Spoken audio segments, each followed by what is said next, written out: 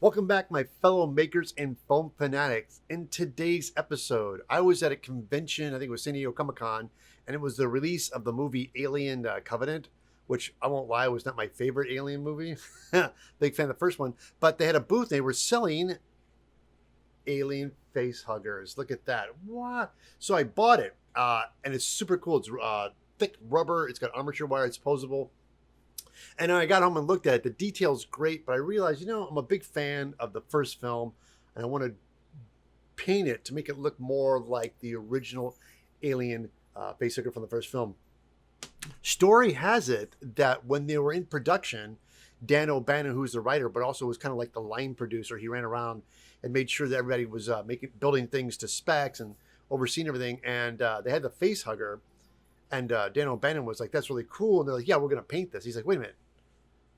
That looks great as it is already. Because they cast it in these rubbers and urethanes. And it was a natural pale flesh tone. And Dan O'Bannon was like, no, don't paint it. Keep it that way. So they kind of just did a little bit of finessing with it and kept the color. So the color is the actual color of the urethane they cast out of.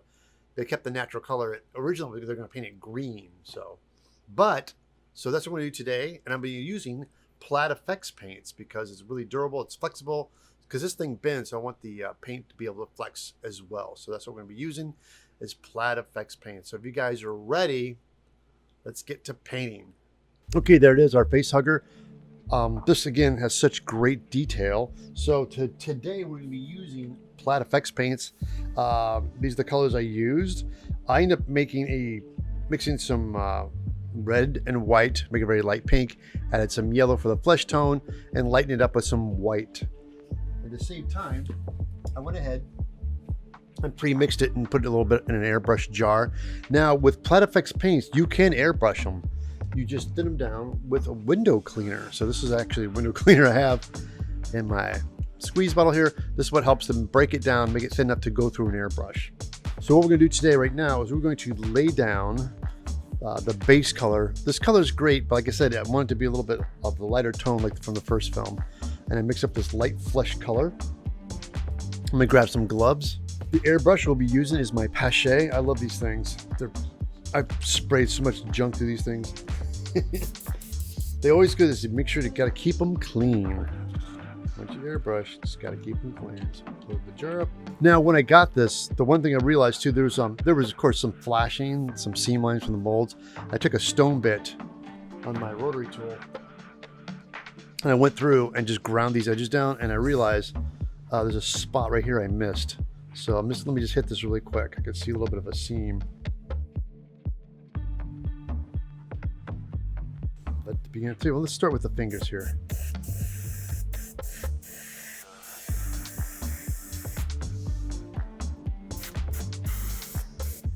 Wow, this color is really going on nice. It really. I see the whites blowing out some of the paint here. Hold on for a second. There you go. Yeah, I take the light up so you can actually see a lot better. Yeah, this is going on really good. When you thin something down, it usually doesn't. You have to do multiple coats, but right now, just this one coat is going on nice and heavy. I'm very happy with this. You can see the level of detail they put on. This looks great. I really like this. Yeah, this looks great. Just because what I like is the dark colors underneath it still come through. We got the first layer on. Let's dry this before I put my fingers in it. What I'm gonna do is I realize, let this dry. I'm gonna straighten this tail out just to make it easier to paint.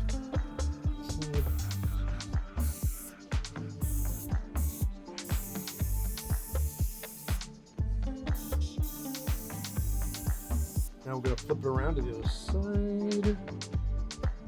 All right, we did the top and the tail, the top half. So of course now to flip it over, you can see you have to do the inside.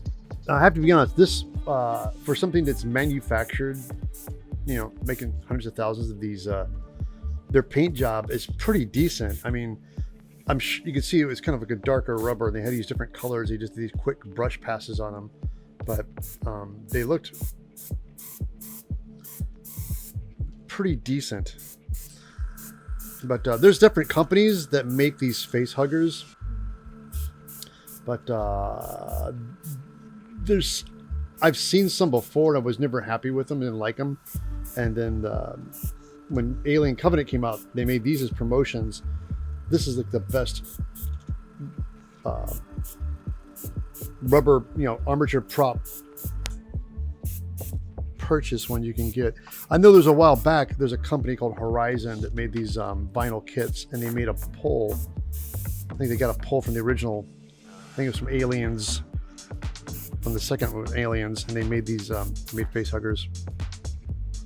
And they took the original mold from Aliens and they made the face huggers available. You could buy those, but they were not rubber. They were actually a vinyl kit. There's something you could just paint up.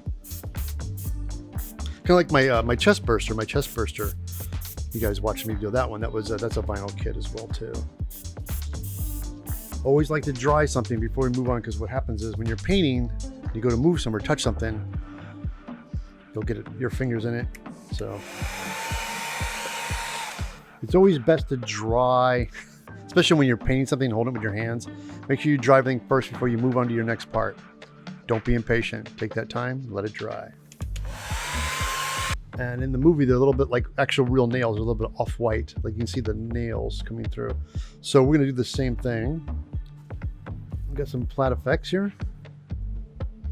And we're gonna apply this on with a brush. All right, with some white here. And a brush.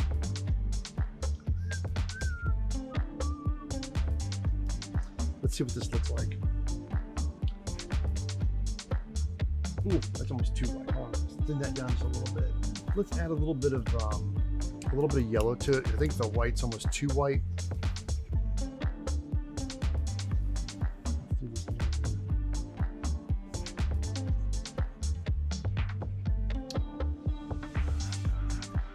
Yeah, I don't want it to be, it's too bright. I want to make it a little more subtle.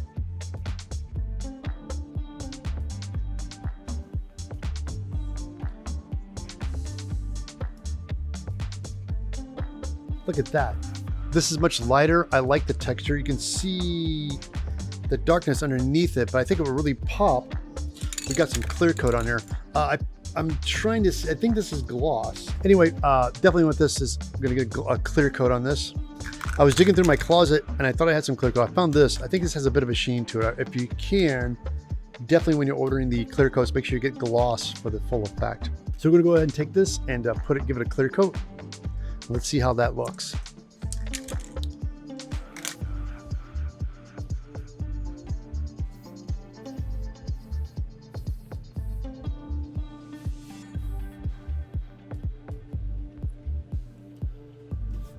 Focus. Yep, look at that. It's hard to see, but the colors pop a little bit more. Let's set the clear coat on it, guys. Less is more. I really like this. I'm really afraid to put anything else on this. This looks more like the one from the first film. I love the texture and the detail still shows through it. I was thinking about doing a red wash, but it would make it pop and look cool, but it wouldn't look much like the one from the movie.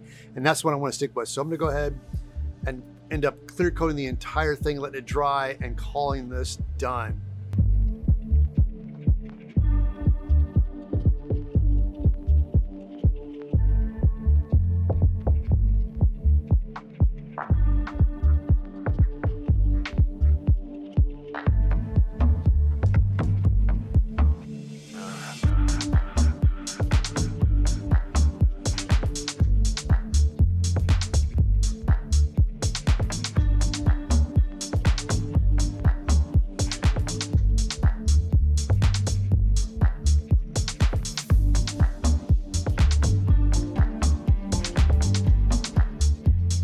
Wait, what's that?